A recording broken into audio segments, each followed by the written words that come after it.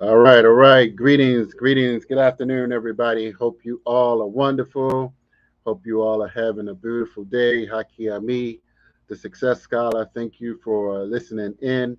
For those that are following me on my Facebook, of course, definitely thank you. For those following on YouTube, definitely can follow my YouTube page, of course, Raising Consciousness and Capital as on YouTube as well on Facebook.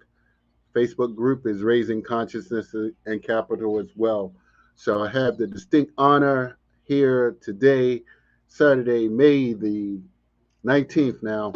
You know, it's a special day. My little sister's birthday is today, but I had to do this today, and so I'm going to get back and get with her this week. But I am live in Massenuten, Massenuten, Virginia, for a leadership training retreat that we're going to do here in Virginia. And I have a brother, I've known this brother for over 20 years, and he's doing phenomenal work and healing the community, building the community, and creating institutions so that we can be of service. None other than brother Mwalimu Curtis Warren. And you know, I've been wanting to get this interview, so it's just perfect. Hopefully, you all will see the view and enjoy the view that we have here. It's peaceful here. Um, you know, we just out of winter, but we are in Virginia, so it's a little bit warmer, possibly than Maryland, Baltimore area. But so welcome, brother. How you feeling, my brother? I'm feeling really strong. It's a Yeah. beautiful day. Yes. I Right. wasn't Right. expecting it to be this nice, Yeah. but Right. Right. Right. Yes. Virginia is awesome, and we have the opportunity to be on the grid and yet off the grid at the I same say. I say. time. Right. Right. Really coming this weekend for a whole week of Mm-hmm. leadership training geared towards the youth, Right.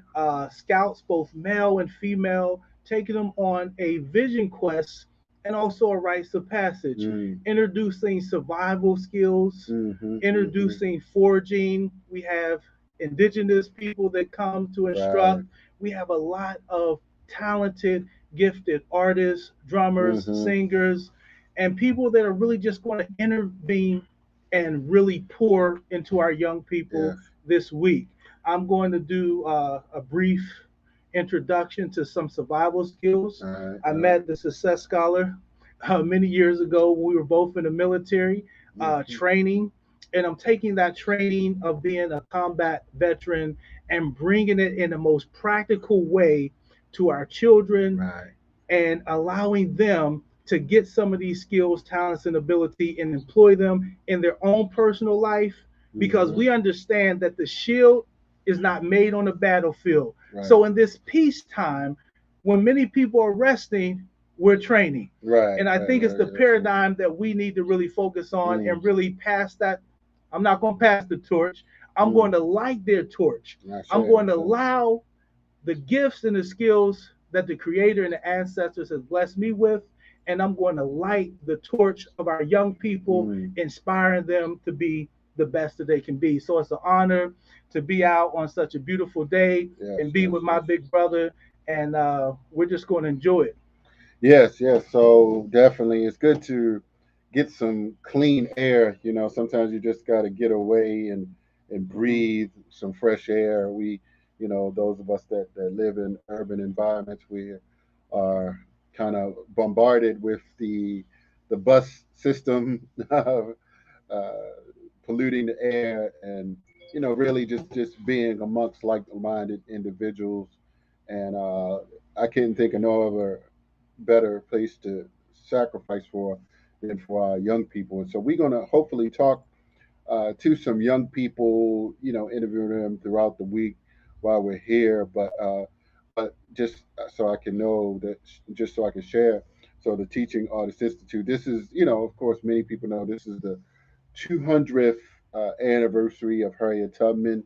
Many of you have seen different events. As a matter of fact, shout out to the Reginald F. Lewis Museum.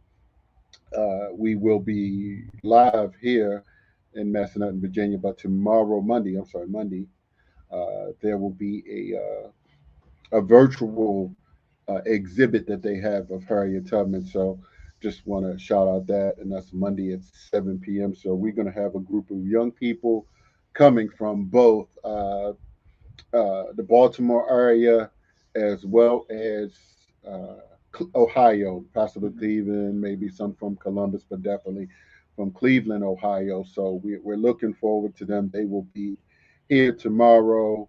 And we also, in Brother and Mwalimu, we got the kayaks, ready.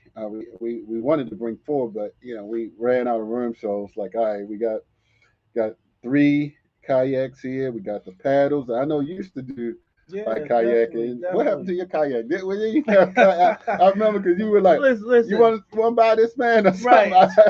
I think we I went have to, yeah. canoes Oh, that's what it was. Canoe. That's different than a and kayak, right? inflatable Okay. kayaks. Yeah. So, we talk about this shield not made on the battlefield. We understand that Right. the planet Earth is three-fourths water. Mm. So, in a Yeah. case of a natural disaster, we need to be able to not just deal with field and land navigation. We want to be able to utilize the waterways to move. Right. Is that Right. right? Right. So, in doing that, I thought it was important that I learned how to be a coxswain. So, not Mm. only do I know how to drive a boat, Oh, right? right. Oh no, I I didn't. also Right. deal with Okay. small watercrafts and different things like Oh that wow. and water Beautiful. Beautiful. safety. I also teach first aid and CPR right up my big brother's Yeah, alley no, when we and supposed for to the touch wilderness. on that, so Yeah, you yeah. can chime in there, and I, I, Uh, I I let it be known, and just seek for clarity. I mean, you can teach CPR. mm, I know they have different levels of mhm, officials, so I had to let Kim know. Well, I don't want people to put out that we are certifying because I don't know if you're a right. CPR certified Right, instructor, right, right. but So, yeah, so I I wasn't. am a certified CPR Oh, okay. instructor, Oh, that's what's up. and Yeah, we're yeah, gonna yeah. definitely ramp this training up. Okay, Definitely no when we do problem. the 3-day courses, we would like for our young people to walk away from this experience with some type of certification. Right, So right. we're gonna do some wilderness CPR, some wilderness first aid, Mm. and it's really important that they have some skills and just something hard to say, hey, when I went on this leadership, I came away not just with some experiences, but I came away with some certification. Mhm. And Mhm. CPR may seem very rudimentary, but I guarantee you having those skills when it's needed. So we rather have the skills and never use them than not have the skills and really need them and not be properly trained. So we're going to cover the whole some bases. We're just going Right. to cover our bases. Yeah, yeah. Mm. No, sounds cool, brother. So, in terms of, I mean, I know I can speak for myself.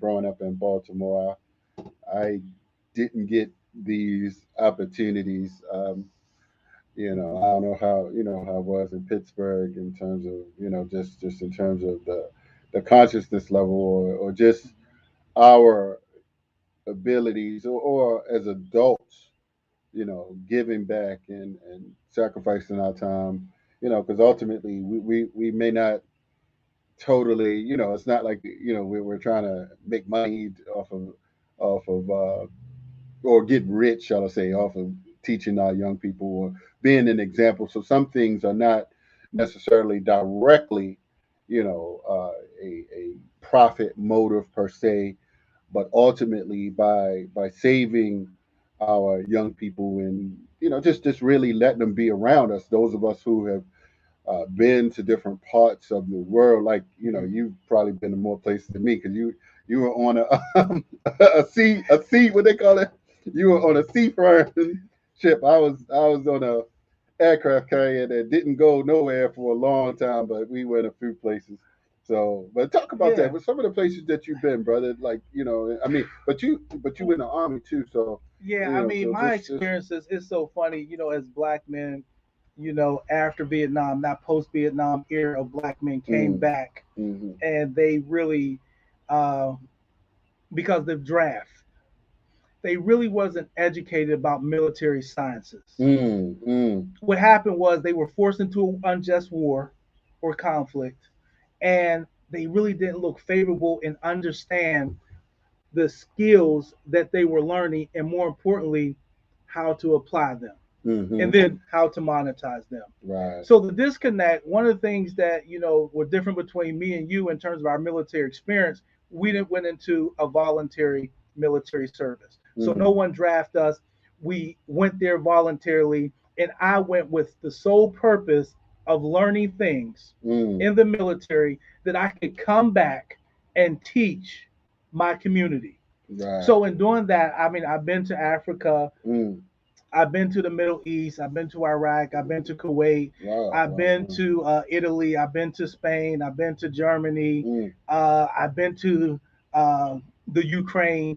Right. I've been to a lot of different Ukraine? For places. real? Yeah, yeah, yeah. Damn, where they I've war been at right now? right, right. Where they Oh warring that right now. shit. And when I went there, it really looked like I was stepping back into time, right? In what context? Which I mean, like. Oh wow, it was just so funny. The women, the way they dressed, it was almost like a black and white movie. Mm. So Wow. everything was very much monotone in terms of monochromatic in terms of the dress, uh, the architecture. It was very primitive, and Mm. just being able to travel outside of the country and coming from an Afrocentric lens and being able to evaluate things is very different. So even though I was traveling via the military, I was still coming with a pro-black African-centered Mm. lens. Mm-hmm. And I think that's very important because people don't realize, Brother Hakeem, that when we were in the military, we met a lot of conscious people. We met at an African-centered bookstore. Mm-hmm. And we met many conscious African-centered sailors, soldiers, Marines right there in that bookstore. Mm. And we were able to network. So I've known this brother since 1996 Mm-hmm. when we Mm-hmm. met in Norfolk, Virginia. We were both sailors in the U.S. Army. And this brother did something very, I think, brave and courageous. And I still give him credit for this day. I mean, to this day. I think back then my attribute was Daoud. But Right, this right, brother right, right. came in being in the service, active duty, and changed his name to Haki Shakur Ami, right? And I think that's powerful. We got to give him credit because imagine, I don't even, the brother, I've known the brother as Haki so long, I don't even know what his slave name was.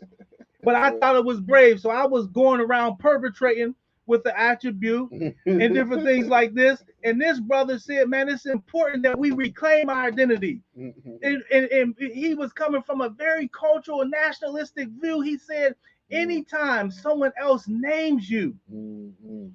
they own you. Right, right, So right. not only, so I was just using the attribute when I was around black people. This brother went around the Navy, white people, his officers, and he changed his name in the military. And I think that declaration makes him brave because I knew the pushback Mm-hmm. that he received. So I Mm-hmm. knew that when this brother was in the U.S. Navy and changed his name to Haki Shakur Ami, that was a declaration of defiance. Right, right. Some may thought it was treasonous. The Right. brother got a lot of pushback. I Yeah, remember you were yeah. in Jabal Ali. Yeah, yeah, Yeah, yeah, he yeah. was in Jabal Ali, and I got a postcard from him, man, and it said, "The brother Daoud, I'm over here, I'm still fighting my battles." Signed, Haki Ami. I think that's Right. powerful, and we always give him credit. And again, that was back in 1996 that I met this brother, Mm-hmm. and he said, "I'm going back to Baltimore," and he said, "I'm going to go back and raise my people. Mm-hmm. I'm going to go Mm-hmm. back and teach my people how to be successful. I'm going to Mm-hmm. find a way to intervene with our people. I'm going to find programs. I'm going to network, and I'm going to connect with people, and I'm going to make my city better." And like you Mm-hmm. said, I'm from Pittsburgh. I didn't know anybody in the Baltimore area. Mm-hmm. I found him because he's the only person that I knew in the area, and I was able to connect with the brother since 1996. Mm-hmm. And when I Mm-hmm. came here, I think in '99, we was able to connect. And again, that's over 20 years ago. Right. Almost 25 years ago that we have connected, and the brother has not stopped since. Right. And Right. I think we need to celebrate and give our brothers that make the time and the sacrifice for our people that level of recognition. Mm-hmm. Mm-hmm. So when we come together to do things in collaborations and bring in our skills to pour in to our young people, we don't take it, we're not looking at how we monetize it.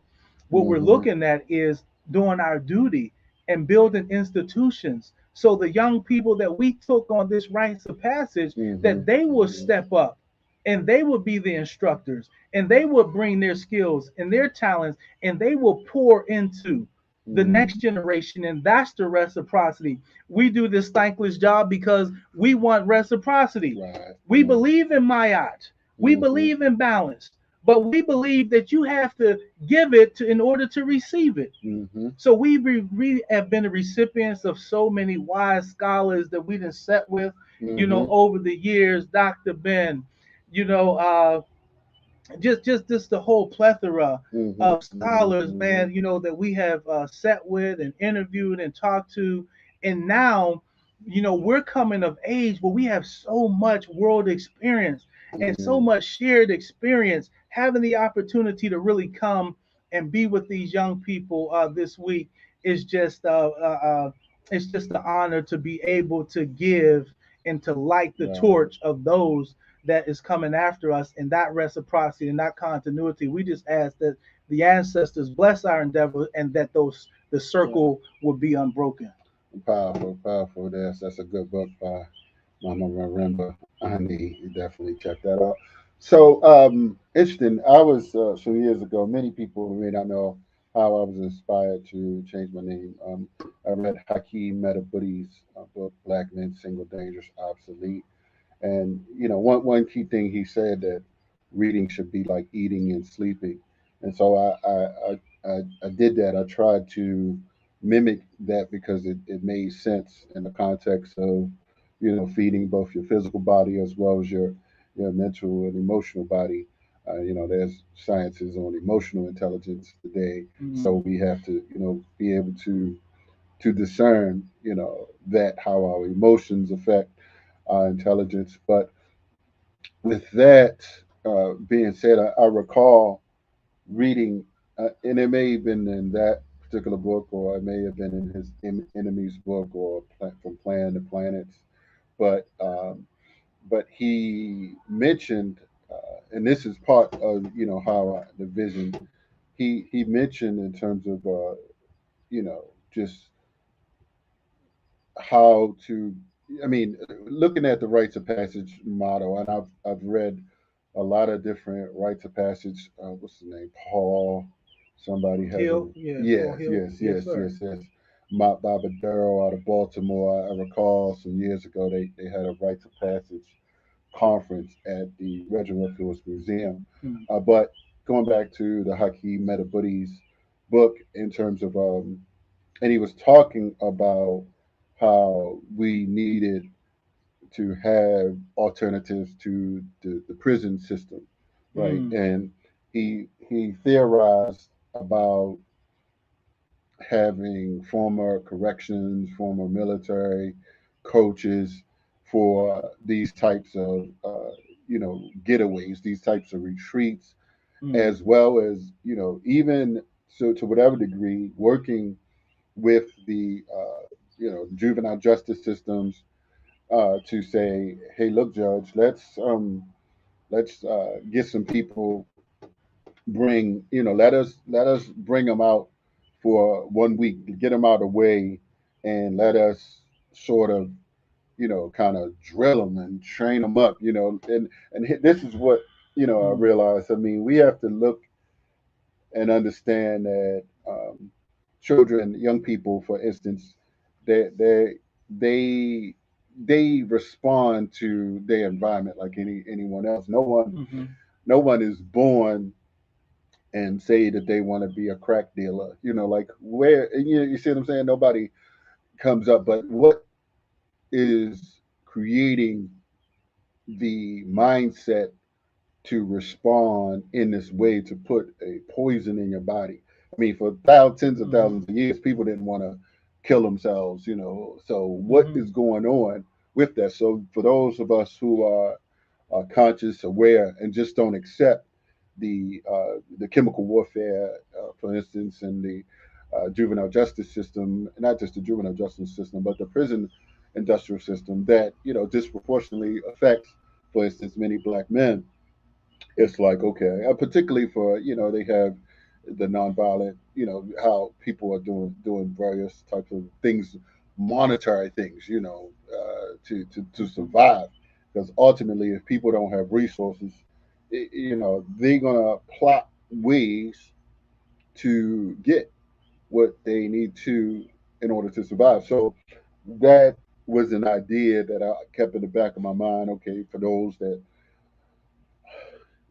I mean, it's cool to have, for instance, a rites, a passage. Mm-hmm. They are definitely needed, but sometimes, peer pressure can be something, powerful. I mean, we have some good young people here this time, of course. I mean, well, we will have the Cleveland group coming. Mm-hmm. So hopefully we can, kind of train them up and, have some small conversations. Because sometimes it's like we just plant seeds strategically. We Right. know that, I mean, and I hear a lot of teachers, for instance, say, and I'm sure your wife, share the same similar, thoughts that, Mm-hmm. we can teach something all day, but when they go home at night, we got to teach it the next day, or they go home for a weekend Mm-hmm. and they forgot everything because there's no reinforcement. I, So I think I understand. I think I yeah, get it. so we start Yeah. where we can ultimately, Mm-hmm. but it, may not save everybody all the time, but we can plant those seeds because these are memorable experiences. I Mm-hmm. can reflect back. I mean, some small things. I remember going out because the Lexington Market. I'll come to you, um, and and I just grabbed the guy's incense and. I think he might have been like a Orthodox Muslim or maybe a Hebrew Israelite or maybe even a New Wapian, and he said, "Steal from others, not from brothers." And I was like 16 years old, and you know, I just remembered that. You know what I'm saying? So it's Mm-hmm. just like you remember the conscious cultural people, for instance, that plant some. I mean, however that may sound, I mean, to some people, like, why you gonna teach somebody to steal from others, not from brothers? I mean, I know some people probably gonna say that, but ultimately, I've heard, and I'll just give you this example. There was some movie where it was a blind black man, and he was talking to some white prisoner. They were in prison, and he said, I'm going to sell drugs to every white person in the world and his mother. I mean, I don't know if you saw that, No, I'm but not familiar with them. but I don't know. But he was a blind, like Kingpin or something. Okay. But he still talking about selling. I mean, but it made me think like, damn, that's deep. To say, that although how the global system is set up for our communities to really be the brunt of the drug trade, and where white crack addicts, for instance, can come into urban environments and buy their small amounts of drugs.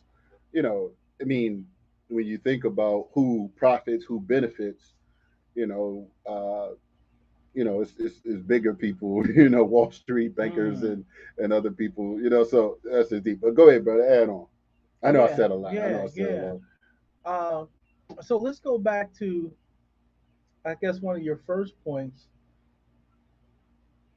I think that so coming into consciousness, my first real rites of passage really started with the Nation of Islam. Mm-hmm. And what makes the Nation of Islam's rites of passage becoming an FOI and going through the process of getting your X Mm-hmm. uh, powerful is that what they're attempting to do Mm-hmm. is to give you a new culture and a new moral code, Mm-hmm.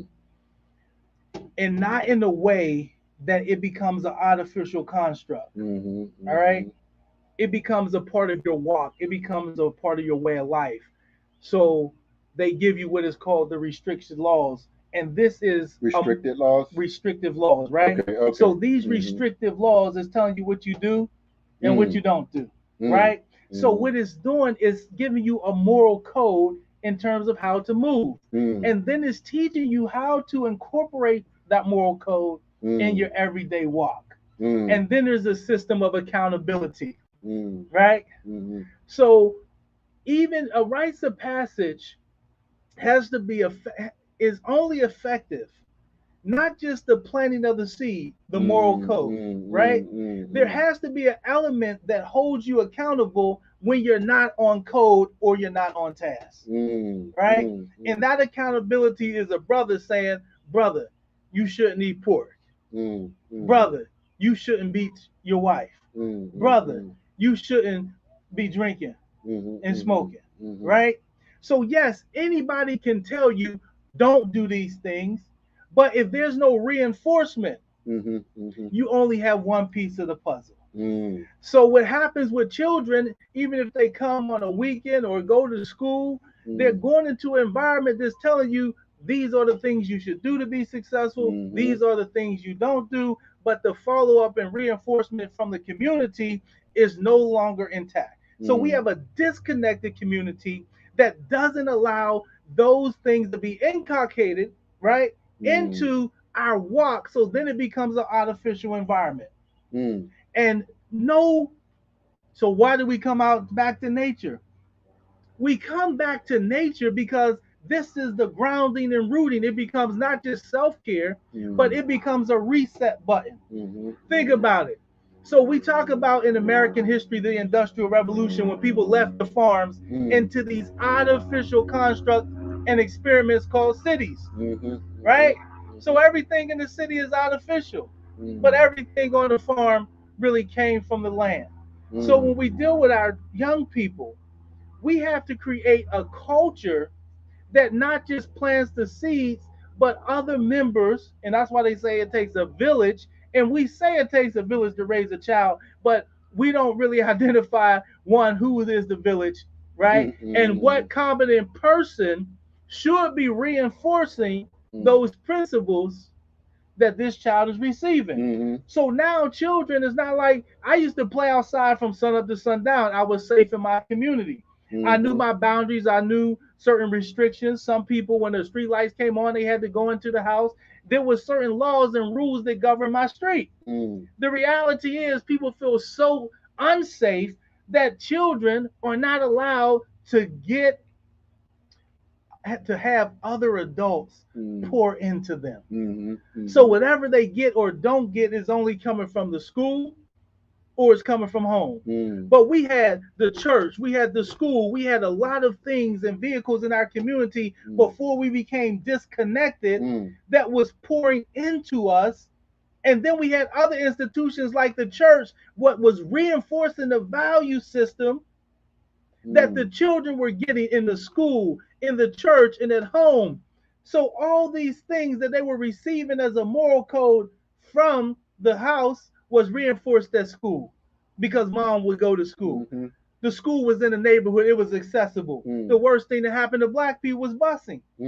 So now mom is not, she has to work. Mom can't come up to the school and see what little Haki is doing, right? So now you're bused outside of your neighborhood historically. Then there is no church. The biggest thing that happened, the biggest disservice that happened to black people was so-called spirituality. So-called spirituality killed us because when we was in the church, we knew how to act. What do I mean? A woman knew how to be a woman. One of the first things people turned when I went into that rites and passions called the Nation of Islam, they had a thing called Muslim Girls in Training. MGT. They taught women how to cook and clean. We take for granted that there's young women being prepared to be wives. They're telling them to go to college and be successful. Nobody's telling them how to be a good wife. So how can you be a nation builder and you say I'm pro-family and the family is the building block for the black community if you're not even teaching young women in this day and time how to be wives? Wow. And then if you're not teaching them how to be wives, what are you teaching them how to be? Because if you're not teaching them how to be a wife, the world is going to teach them how to be a whore. The world is teaching them how to be a stallion. And it's going to be a hot girl summer every summer, right? So if all these reinforcements is how to turn up and be a hot girl and how to be a boss and how to be a damn stallion, right? Nobody's teaching them how to be a wife. And they look at people in the Nation of Islam. I told you when I went through that rites of passage called the Nation of Islam, it taught men how to be women and women excuse me, men Men how how to to be be men men. and women how to be women. Right, And we had a right. saying that steel sharpens steel like Black to men the sharpen men. basics. Men Huh? sharpen men. Black So to the we gotta basics. go Right. back to the basics. Mm-hmm. This ain't Mm-hmm. really a hard recipe. Right, right, right. So if we talk about how to be wives and how to be husbands, Mm-hmm. what we're talking about is how to be family. Mm-hmm. Mm-hmm. So if there is no family giving our children the parameters, giving them the value system on how to live in this society, then another institution will do that. And that Right. other institution could be the prison system. Right. If you're not teaching a Right. young man how to be a man, he already got a bunk. He's throwing Right. rocks at the penitentiary like, Right. let me in. Right. Right. Why? Right. Because we failed to teach these young men how to be men. Right. Right. Right. So what happened? The other institutions come in. Mm-hmm. And if they don't go into the institutions, they go into the Mm-hmm. streets. Right. Why? Because a rites of passage is almost like the transition and the transformation of a caterpillar into a butterfly. Mm-hmm. Mm-hmm. So sometimes if you have people that are stuck in a failed to strive, and failed to strive, meaning you never became a butterfly. Mm-hmm. You were stuck as that little furry worm. So you Mm-hmm. can't be proud being a little furry worm Mm-hmm. because you understood that in your life cycle, there was a time for you to excel. There was a time for you to grow. There was a time for you to strive to be the best that you can be. Right. So why are so many of our people using drugs? They're using drugs because they don't know how to cope with their failure and their lack of success. When you see everybody else on Facebook and on the internet living their best life, looking like they butterflies. Now I don't know if they butterflies, but they seem to be over in Bahrain riding camels, right? Right. Right. They seem to be on yachts and living their best life. Right. So if I'm just a little worm and I'm seeing everybody else I went to school with excelling, living their best life, or at least perpetrating like they're living their best life. I don't know what they're living. I can't say they are. I can't say that they ain't. But what I will say is that when you begin to evaluate yourself based on a yardstick that someone else gave you, Right. and you find yourself not living up to those expectations, it is heartbreaking, right? It will cause you to do something damaging to yourself, Right. especially if no one gave you the knowledge of yourself and Right. taught you how important you are. So our young people have, and you may say, well, it's just a weekend or it's just a week. Many people, right? Listen, the world is not a bad place. Our nature is to do good. Most of us don't do good because no one has taught us how to do good. So if we're able, even if it's for a short period of time, to enlighten, to pass on, to inspire our young people, we should take every opportunity to do that. And we should be found doing that. My daughter's 11 years old, maybe too young to be at a leadership camp, right? But why was it important for me to bring her? It was important for her to see other young people doing it. Right. Because exactly, they play as her role models. Exactly. Right? Exactly. See what's And we have happening. two sharp. I mean, I'm so impressed with these two young ladies that Oh yeah, we have. we should They bring them 13 on, and huh? 17. Yeah. Let me see. Yeah. Let me see. So these two young ladies, and I don't know if we can get them on. One is on the principal role, and the other one is on the honor roll. Now, why is this important? So we got two young leaders here from Baltimore City, and See if the other ones want to come on. if you don't know, and if you're from other parts of the country, what the principal role is, that means we have a young leader here who has made straight A's. So to be on the principal role, meaning that you have maintained straight A's for more than one semester. So we Right. got Oh yeah. young women I that's didn't know. not only making an You knew honor what the roll. principal role was? Yeah. I didn't know Yeah, that. that means straight A's. I guess I wasn't Right? knowing none of that. Oh, I'm sorry. Yeah, Coming up in they people. straight A's. Yes. Right. Yeah, Right. they changed it. So when you're in Oh, okay. elementary school, it's Yes. straight E's. I was like, E's is excellence. But once they reach the high school, so we have a young woman that's young girl, that's a lady that's in the 12th grade, and she's on the Yeah. principal role. And if we can find her this evening, we'll try to bring her on and let her talk about what she anticipates getting out of this experience. But it's important that we, bring our young people out, give them some new and unique experiences, some experiences that they cannot, Come on. be able to All right. All right. experience in the city. Oh, so they said No, yeah, they no, just it's getting okay, man. comfortable for the Yeah, evening. that's okay. So we'll bring them on at a later date and time over this weekend or this week, and really share some of their experiences first and foremost. What their expectation? What do they want to get out of this Hmm. weekend? And Right, then right, circle right. back and talk about what did you get Hmm. out of this weekend. Yes, So yes, yes, all of yes, those yes. great things. So I'm just honored to be here Right. this evening, and we see that the sun is going down, Yeah, right, but right, right. I it's don't a know if these beautiful day. mosquitoes starting to. I don't know. It It's a might not be beautiful none, day. but I don't see no wet parts, but it could be some. But yeah. So no, it's great, man. It's beautiful. We'll do this another one. Matter of fact, we're gonna do it from upstairs next time because we can see the. Oh, I didn't Like, think I about didn't that. think about that till now. Now Yeah, yeah, that we would only be could see nice. some parts, get a little elevation on Yeah. that. So, but definitely everybody check brother out. Give out your sites, and one more thing. So you work with a lot of not necessarily young people, but young adults who may Yeah. be in various type of trainings. Hmm. Need different types of assistance, right? And Yeah. so you advocate, for them, in terms of employment, Hmm. housing, et cetera, et cetera. Yeah, So yeah, yeah, yeah. So about 3 years ago, I with a brother by the name of Dennis Assar Wakeler shout created out to Minister something Saw. called Brothers Helping Brothers. It Excellent. started out really as an anger management, All right, focus right, on, right, right.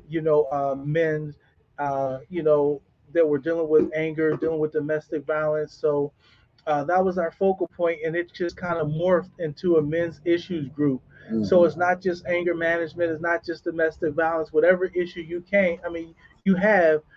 We do a men's group in Baltimore Yeah, yeah. City, Put it up, put it up. 5525 Hartford Road, the T Not Wellness Center. So you could just call or show up any day of the week and kind of register. We do them every Wednesday from 6:30 to 8, and very empowering, very enlightening. This is for adult men over 18. Mm, I used to always think that I was going to work with children, but I realized that these older men need role models as well. right, And they right, right. need to That's be true. able to do some self actualization, some self reflection, and to be able to have a safe container for them to really come in with their issues, bring them on the carpet, and leave them right there. Mm, So, thanks to the big brother, Minister Asar, we've been doing this about 3 years strong, off and on, but we've been consistent every Wednesday for the last oh year, wow. Oh, beautiful, being beautiful. consistent and having a men's group. And now we are providing coaches Mm, for the men, mm, because a therapist can't do all the work. A facilitator like myself can't do all the work. So we're pairing our clients with male coaches that are accessible, much like in the drug and alcohol arena of a sponsor, where you could mm-hmm, just call and say, "Listen, I just need somebody to talk to," and being able to bring those services to black men to allow them to heal. mm-hmm. And that's where we are, just spreading light. I also work as a case manager with men in addictions as my full-time gig, and just providing services to adult men is rewarding. Sometimes it's a thankless job, but I Mm, tell you, man, internally and intrinsically, I really like that population. And I just mm-hmm, graduated with a master's degree in mm. counseling, Sure, so I'm sure. looking That's forward right. to getting certified as a mental health counselor and a Mm, licensed, you know, uh, clinical counselors, and being able to really expand some of the services that I provide. So I'm going to be here in Baltimore. You can shout me out, Curtis Warren on Facebook, and definitely, some of the things we're doing. T Not Wellness Center mm-hmm, on mm-hmm. IG as well as the Oh yeah, internet. yes, yes, So yes, yes. please check us out. Check out some of the things that we're doing in Baltimore City. And again, we're always willing to take this knowledge wherever we find our people, young and old. So please, if you haven't had the opportunity to come to Virginia and to Massenuten, to some of these leadership camps, and bring your children. We look forward to seeing you at a later date and time where you could actually come and experience what we're experiencing, a little bit of self care for adults and Right, also right. for the children. So we got a 7 day training. So feel free to reach out to the Success Scholar uh, for more information about Right. upcoming events. Yeah, thank you. And yeah, so and we definitely wanted to make it a little entertaining and fun, so there's some different fun activities that, we're gonna have some of the young people in us engaged in. So, so we're looking forward to many different operations and opportunities. So thank you, brother, for this opportunity. We Thank you, big brother. put a good 40 minutes in there. So definitely go to my site, successscholarhaki.com. Yeah, we Oh got the yeah, bees. right, right. We in So nature. We told y'all we was in nature. That's not a backdrop. That's right, real. right, right, for sure. So thank y'all. So we'll definitely stay tuned in. Thank you all for joining in, or for those that's watching on a replay, push replay or type replay in so I know you saw it. Peace and blessings.